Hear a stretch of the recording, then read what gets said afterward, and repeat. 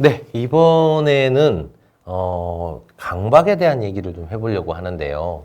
강박, 뭔가를 꼭 해야 직성이 풀리는 그런 걸 강박이라고 하죠. 강박은요, 강박을 정의할 때는 이렇게 얘기합니다.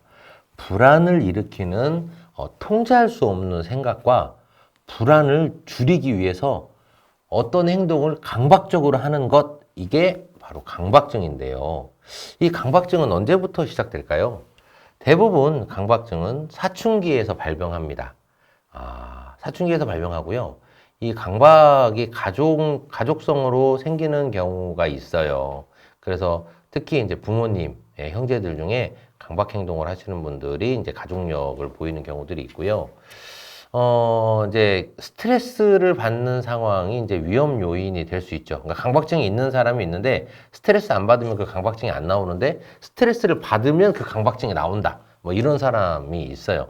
뭐 성별은 주요 요인이 아닙니다. 남성, 여성 비슷하게 나타납니다. 강박적인 사람은 특징이 그래요. 원하지 않는 생각이 자꾸 떠올라서 고통받는 거거든요. 이런 생각을 하지 않았으면 좋겠는데 그 생각이 자꾸 나는 거예요. 그리고 강박적인 생각이 들면서 호주머니에 열쇠가 있는 거를 계속 확인한다거나 시계를 계속 만진다거나 이런 동작들을 강박적으로 계속 반복하게 되는 거죠. 그 환자는 이런 행동을 하기 싫어해요. 하기 싫어하는데 어쩔 수 없이 반복하는데 이게 이제 어떤 그 상황에서 나타나냐면 첫 번째 위생. 예, 불결하다. 뭐 이렇게 나타나는 거예요. 두 번째는 내가 이걸 했나? 안전하지 못하다라는 생각. 이게 이제 예를 들어 내가 집에 문을 잘 잠궜나? 가스를 껐나? 뭐 이런 것들을 막 계속 확인하고 싶어 하는 것들일 수도 있어요. 그리고 내가 갖고 있는 물건이 잘 있나? 잘 있는데 계속 걱정이 되는 거예요. 뭐 이런 것들이 이제 주된 생각입니다. 또한 이 강박인 사람들 보면 폭력적인 생각이나 음란한 생각을 강박적으로 하시는 분도 있어요. 근데 그래서 이제 이런 흔한 강박 행동을 보면 손 씻기. 엄청 씻죠. 손을 씻는 수준이 아닙니다. 그냥 뭐 손을 몇 시간씩 씻어버려요.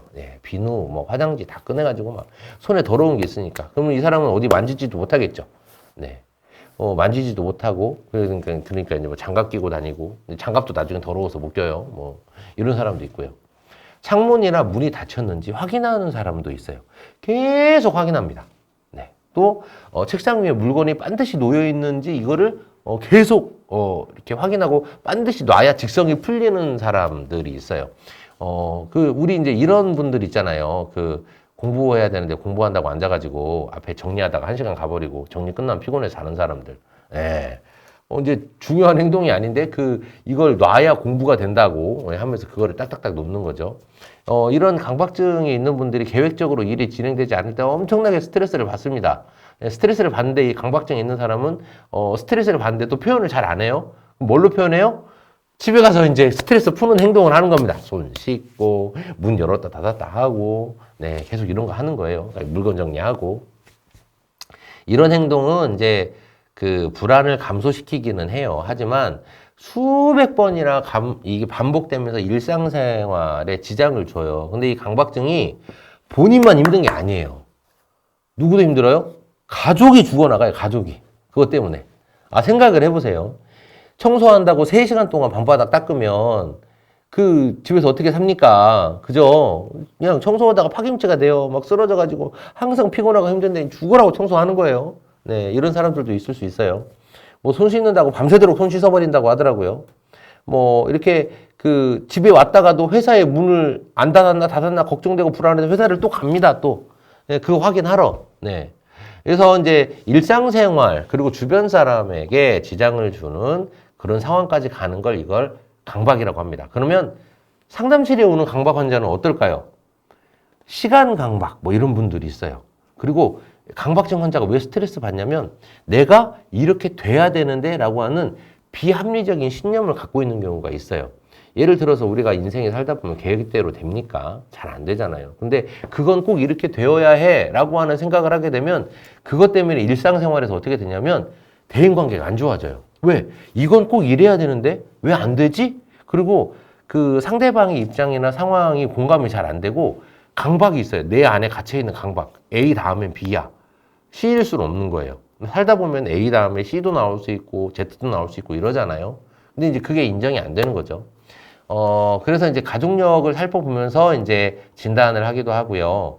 그 강박적인 성격을 가진 경우에, 병에 걸릴 가능성이 더 커집니다. 강박이 어디로 넘어가냐면, 아까 말씀드렸잖아요.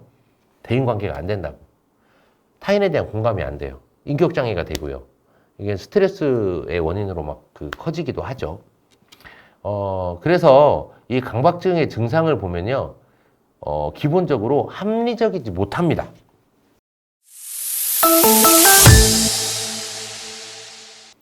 내 손에 질병이 묻어서 뭐 어떻게 될지 몰라. 여러분, 근데 원래 우리 신체에서 제일 세균이 많은 데가 손발이라 하더라고요. 근데 이 세균을 몸이 적응하고 극복하면서 우리가 건강하게 사는 거래요. 완전히 깨끗해서 건강한 게 아니래요. 근데 이거를 막 손을 씻으면서 이거를, 그런 거 비합리적인 생각인 거죠. 문이 좀 안 닫혔어도 도둑이 들어올 수도 있고 안 들어올 수도 있단 말이에요. 근데 문이 안 닫히면 큰일 난다 라고 하는 잘못된 사고, 이런 것들, 비합리적인 사고, 이런 것들을 하는 거죠. 그리고 그런 생각이 들면 잃어버리기 위해서 반복적으로 그 강박적인 행동을 합니다. 그리고 그 행동이 되게 반복적이죠. 그런데 문제는 뭐냐면 이런 강박증 환자들이요. 자기가 그런 줄 알아요. 근데 충동이 억제가 안 되는 거예요. 그래서 이걸 어떻게 치료할까? 의사는 증상만으로 강박증을 진단합니다. 그리고 의사는 정신치료의 일종인 행동치료를 권유하거나 항우울제를 처방하는데 그 약물과 정신치료를 병행하는 것 보다 이게 이런 것들이 보다 효과적이라고 해요. 이런 말씀이 뭐냐? 행동치료도 하고 투약 처분도 받으면 더 도움이 된다는 거예요. 그리고 행동치료를 하면서 초반에는 불안과 강박증이 오히려 악화되지만 시간이 지나면서 강박적인 행동이 줄어들고 가족이나 친구들이 용기를 북돋아주고 그러면 환자는 스트레스 요인을 찾아서 줄이는 방법을 찾고 이렇게 하고 또 환자 모임에 가입해서 치료하는 것 이런 것들을 좀 중복적으로 했을 때 도움이 많이 됩니다. 90% 이상의 환자는 치료 후 1년 내에 증상이 호전돼요. 그런데 강박적 성격 장애가 동반되는 환자는 질병이 장기화되고 증상의 정도도 변합니다. 무슨 말씀이냐? 강박증도 치료의 예후가 좋은 질환이라는 겁니다. 내가 너무 그 고집을 부리고 그래서 일상생활이 힘들지만 그래도 일상적인 부분은 내가 좀 해. 내가 어떻게 하겠어. 이해해야지. 이러면서 막 넘어가는 사람들은 스트레스 상황인 거예요. 그런데 아까 말한 대로 그 강박 때문에 자기 안에 스트레스가 꽉 차고 해결하기 위해서 강박적인 행동을 하고 이런 것들이 몇 년이 지속됐다. 네. 본인이 안다고 했잖아요. 근데 이 강박증 환자들이 아는데 강박증 환자들이 좀 공통적인 게 뭐냐면 고집이 세요. 치료받으면 나을 거야. 근데 치료받지 않아요. 왜? 치료받는 것에 대해서 치료를 받으면 내가 또 나쁜 기록에 남을 거다라고 하는 거에 대한 또 이런 불안에 대한 강박이 또 생겨요. 그래서 여러분 치료를 받는다고 해서 여러분이 일상 뭐 사회생활을 전혀 못할 정도로 심각한 문제가 생기냐? 그렇지 않습니다. 제가 봤을 때는 기록이 남아서 예를 들어 보험이나 이런 데에서 조금 그 손해를 보시더라도 일상생활을 회복하는 게 훨씬 유익하다. 네. 혹시 강박적인 행동 때문에 본인도 가족도 힘든 분 여러분들이 계신가요? 아니면 내가 꼭 이건 이래야 돼 라고 고집 피우면서 나도 힘들고 주변도 힘든 분이 계신가요? 만약에 일상생활이 유지되면서 그냥 나 혼자 힘들 정도라면 센터에 와서 내 생각이 정말 맞는지 상담 선생님하고 한번 얘기를 나눠보시고요.